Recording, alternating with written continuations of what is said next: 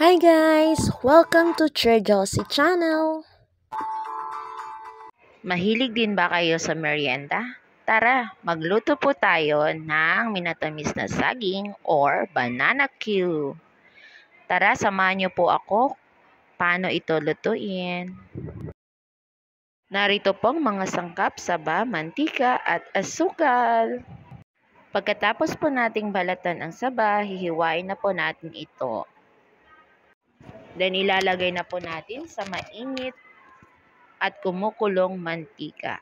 Yan. Bali-baliktarin lang natin ito hanggang ito ay maging golden brown. So, pwede rin pong mas marami yung mantika ang ilagay nyo para aapaw na lang ito kapag luto na. Since sa akin kasi, konti lang ang aking ginamit na mantika para hindi siya masyadong mamantika. Yan. Golden brown na. Pwede na po natin itong lagyan ng asukal. Ayan. Sarap. Ito na, luto na. Yan ang ating finished product. Please don't forget to like, comment, and share. Please also click the subscribe button. Thank you.